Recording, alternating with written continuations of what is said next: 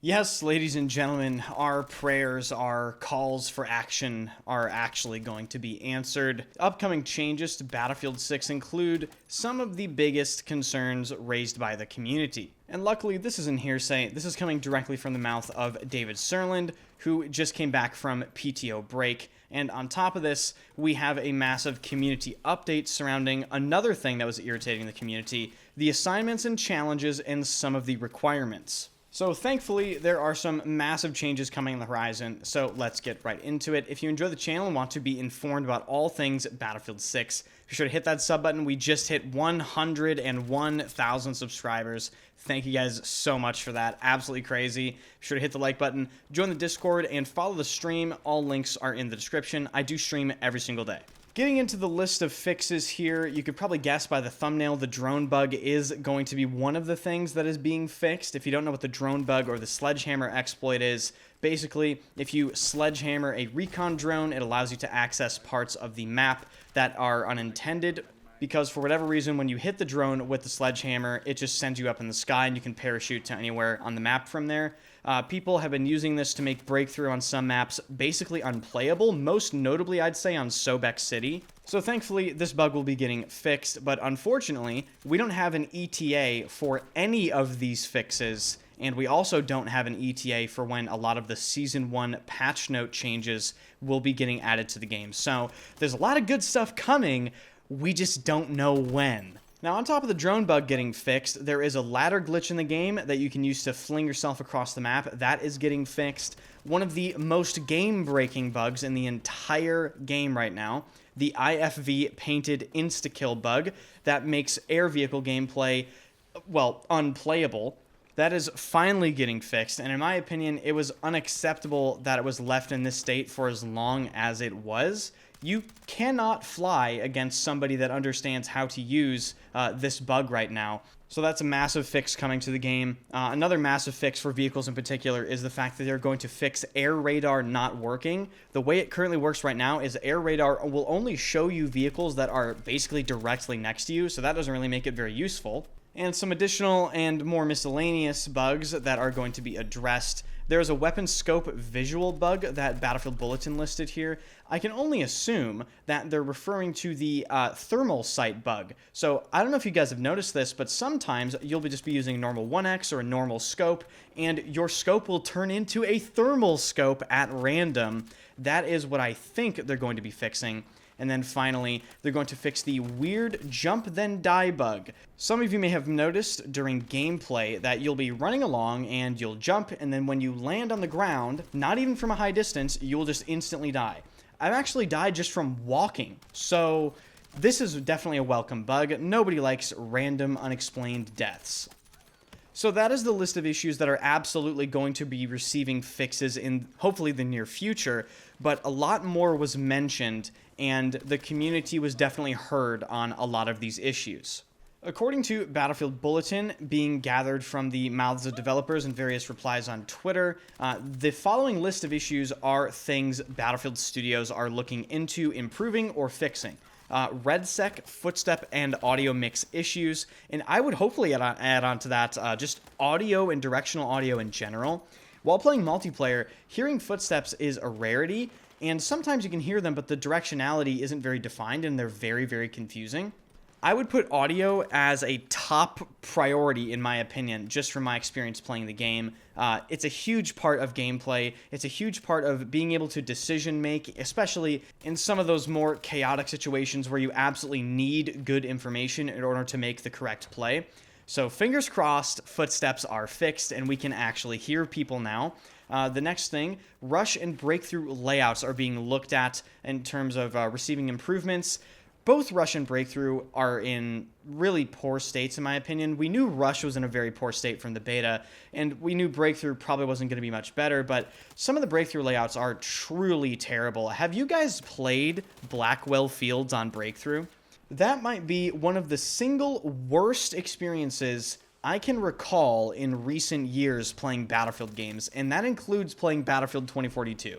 It really is that bad. So hopefully they can make massive improvements to the Rush and Breakthrough layouts just so these modes are a little more enjoyable.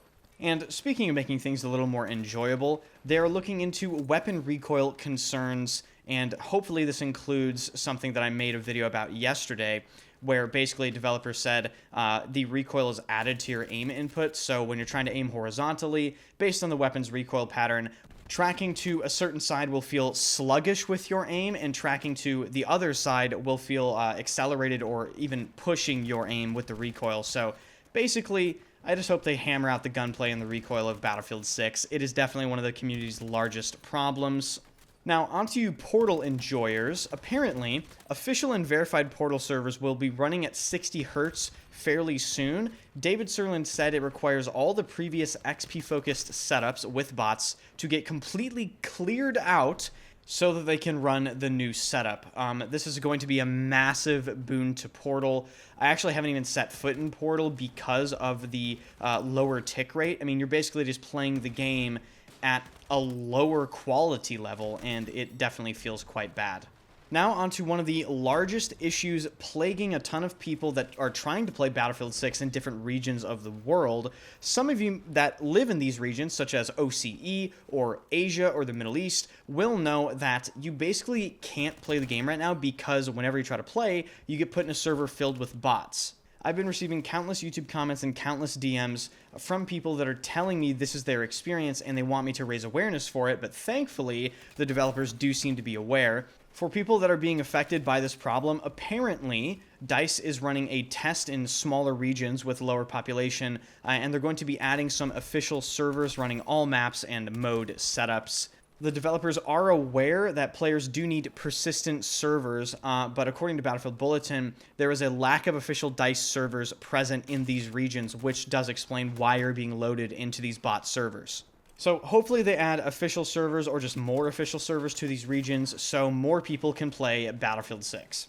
And the final thing Battlefield Studios is going to be looking into is another massive community concern, and it has to do with the map sizes in Battlefield 6. A lot of the community members are saying the maps are just too small in Battlefield 6. Apparently DICE is aware of this, and they are, quote, looking for more of the large sandbox type maps in the future. So it does sound like Battlefield 6 is going to be receiving more quote-unquote traditionally sized Battlefield maps in the future. Let's just hope the Battlefield community is satisfied with DICE's definition of what a sandbox map actually is. I have a feeling when we do eventually get some larger maps, some people will disagree that they're large at all, but to be honest with you, some Battlefield players just want maps that are big for the sake of being big without actually making sure the design is good, and that isn't good for the game. Now, moving on to this big community update regarding challenges and assignment changes, it's no secret that some of the assignments in Battlefield 6 were extremely frustrating. Some of the highlights include the assignment for one of the LMGs, where you needed to suppress 300 people and get 10,000 hipfire damage. That was a special one. The gist of what they say in this post is that they are aware some of the challenges are ridiculous. They made over 90 changes to all of the challenges and assignments in the game. They want to maintain the skill-driven aspect of progression and of some of these challenges, and they don't want to make some of the challenges too easy. They still want them to be challenges. They go on to say that the first set of these changes are already live in the game, so you can boot up the game and take a look at the challenges and see some of them are different. The other super important thing to understand is when you're playing the game, you might notice you just unlock a ton of stuff in your first game after you play with these changes. Is any progress towards that challenge that you have already made will be applied to the new challenge criteria, and if that means you now complete that challenge automatically, you'll be given the reward. A couple of examples of things that they changed for class challenges: the assault assignment number 2, have squad mates deploying your spawn beacon. The amount was reduced from 50 to 5. In my opinion, I think that's just a little bit of a over reduction. How hard is it to have people spawn on your spawn beacon? It's just a matter of time, really. So 50 to 5, a little harsh in my opinion. Support challenge number 2, revive teammates as support. That was reduced from 200 to 60. Then we get to the weapon assignments. Rapid fire 1, assault rifle. This basically is inflicting damage with assault rifles. That was reduced from 10,000 all the way down to 3,000. And one of my personal favorite changes in the gameplay and mastery section, adaptable number 2, which is repairing damaged vehicles in a life, they reduced that from 3,000 all the way down to just 5,000 vehicle HP repaired in a life. So the TLDR is a lot of these challenges are now just incredibly easy to complete and not very time consuming. So there you have it, a bunch of great things. We just don't really know when these things are coming, which is a little bit unfortunate. I'm still slightly pissed off at the Season 1 update rug pull. Like, all these great changes, and we just don't get them, and we don't know when we're going to get them. Perhaps I'm being impatient, but I don't think I am, because they did release patch notes, and they did basically lie.